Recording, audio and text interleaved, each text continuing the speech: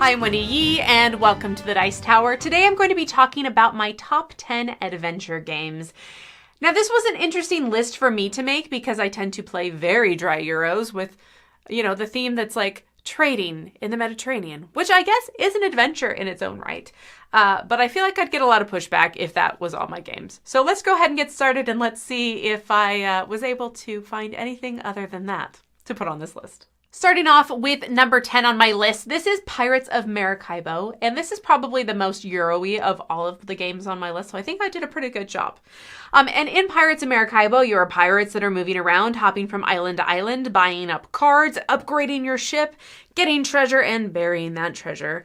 I enjoy this game because you are doing so much upgrading, and I know that upgrading is not necessarily adventure, but the going around and finding cards and hitting up different islands and stuff, that's adventurous. Burying gold, adventurous, right? This one counts. Also, I love this game. It is absolutely fabulous. Pfister is a genius, and he's amazing. So, number 10, Pirates of Maracaibo. For number 9, I'm going to go with the Fellowship of the Ring, the trick-taking game. So in this game, you're basically going through the Fellowship of the Ring book, which I have not read, but I have watched the movie. And you are progressively going through that story, but you're playing trick-taking games, and you're playing cooperatively so that you have specific objectives at the table that you need to meet. And so every player has their own objective that they're trying to succeed at to be able to complete that round. And then you just kind of read some story. You play a trick-taking game, and then you move on to the next one. You read a little bit more story, and you play a trick-taking game. So I think that's a fun adventure to be able to escape from the Dark Riders and, run away as cute little hobbits. So there you go. That is my number 9, the Fellowship of the Ring, the trick-taking game. Number 8 on my list is Forbidden Island, and this one is a cooperative game where players are trying to explore the sinking island, collect 4 treasures, and hop on a helicopter and get away before it all sinks. This is a fun adventure game. It's one that we were able to introduce to my daughter relatively early in her childhood because of that cooperative nature, and it's just a little bit more simple. But I really enjoy that adventure theme of collecting those cool items and, getting those treasures. It was always fun to be able to trade in the cards, and my daughter would be like, oh, I want to have the fire. And, she would collect the fire, and it would be hers, and it would sit in front of her, and she loved it. And it's a cool theme that, like, as you're flipping over tiles, things get flooded, things disappear, and progressively the island is going away, and you're like, I have to get the helicopter pad and get everybody there with all the treasures and, fly off into the sunset. And every single time that we have played, at the end, if we succeed, Chris, sings the Jurassic Park theme, burr, burr, burr, burr, burr, and we fly the tile away, and it's wonderful. So it's a fun adventure game that we've played a ton with the family. Number 7 on my list is Ink and Gold, and in this game, you are with a group of people, and you're competitively exploring this ancient temple, I think is where you're at. Yeah, anyways, you're exploring this ancient temple, and you're trying to collect treasures. But it is a simultaneous kind of reveal game where you decide, are you staying or are you leaving? And so you're pushing your luck the more that you stay. But then when you leave, you collect all the treasure. But if other people leave with you, you have to split that treasure equally amongst them. And if you can't split it equally, it stays for someone later to come pick up. This is just a fun party group game. It's a great push your luck. And I think that it's a cool theme for that adventure. It's that cool adventure theme of we're going to go in a temple and we're going to explore and get treasure. So Ink and Gold, that is my number 7. Number 6 is Adventure Games The Dungeon. And in this game, you wake up in a dungeon and you're like, what am I doing here? And you slowly poke and prod and look at things until you figure out a way to get out of your cell, and then you look around the dungeon, and then you have to get out of the dungeon, and you kind of figure out, and the story reveals over time. And it honestly reminds me of, those little point and click video games back in the day where you'd kind of walk around and it would be like, use crowbar on soda machine. And it lets you, and you're like, wow, it let me use the crowbar on the soda machine. You totally hit it, and coins come out, and later you have to use those coins for something else. So it's one of those games where you're kind of going around and you're looking at stuff, you're poking at stuff, you're doing things, and you're interacting with them, and you're making choices until you kind of figure out the puzzle. So it's a fun game. It does work with well, at least this one works with a slightly younger audience, but it's not a kid's game, if that makes sense. I really enjoyed it. So there you go. That's the adventure games, The Dungeon. Number 5 on my list is Return to Dark Tower. And this is a cooperative game where we're all adventurers and we're trying to resolve something or solve some storyline, or I don't know. Every game has a little bit of a story, but the mechanisms kind of stay the same. And so in this game, you have this giant dark tower in the middle, and it's going to rotate stuff on the inside, and you're going to be placing these little skulls on the inside, and then progressively they're going to be spit out in different regions and different areas.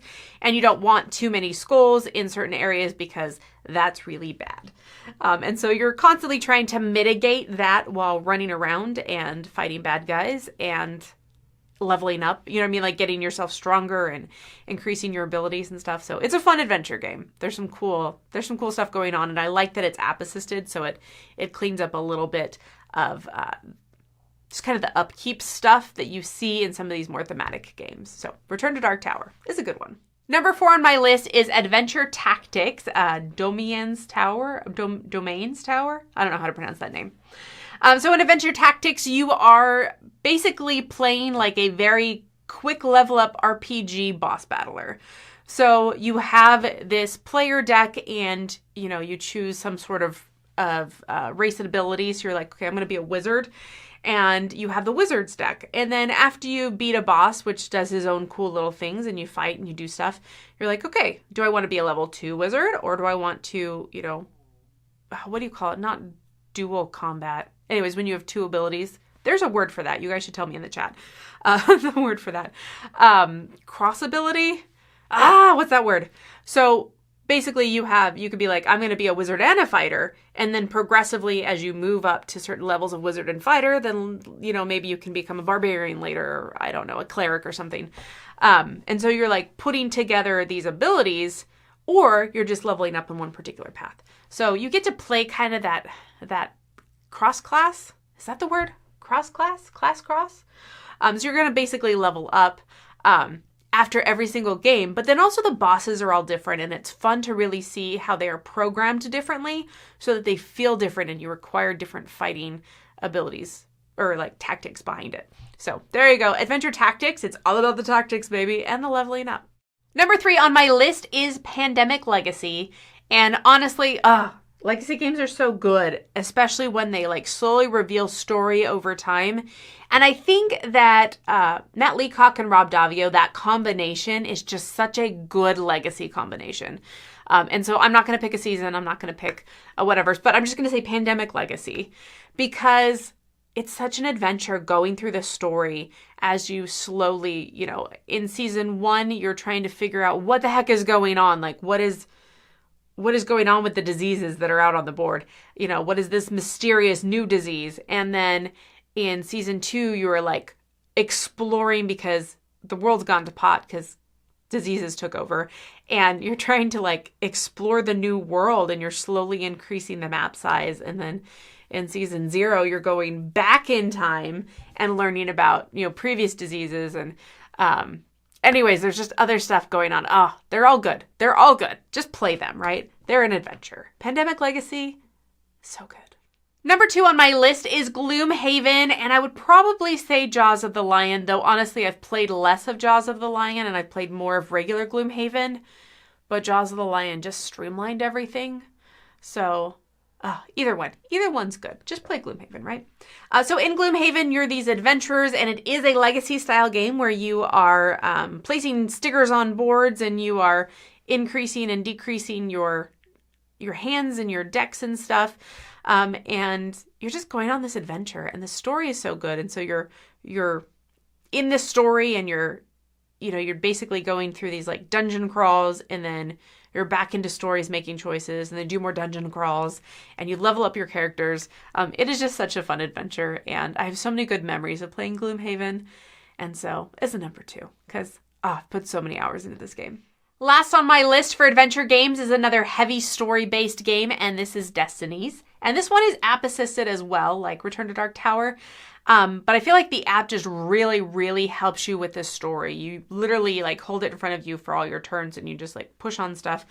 And it reveals stories, and all the players are trying to meet one of two of their objectives, but those objectives cross over with the other players.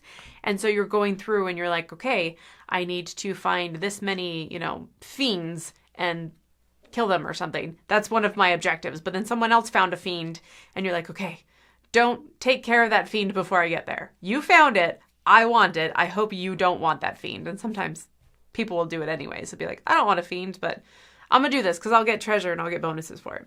So anyways, I really enjoyed the story behind Destinies. I know that I've gushed about it in the last few years quite a bit. It is an enjoyable game. I really love the story that it can take you through and the fantastical elements and the choices that you make. And it helps to pay attention on other people's turns because they're revealing map and storylines too. So there you go. That's number 1, and that is Destinies. So these are my adventure games. I think I did a pretty good job. I don't think anything on here was beige. So that makes me happy. I hope it makes you happy. I guess ink and gold. No, that's not beige. That's colorful. It counts. It's a yellow game. It's yellow. All right. Thanks for joining me today. I'm Wendy Yi, and I hope you have lots of fun adventures, both in real life and in board gaming.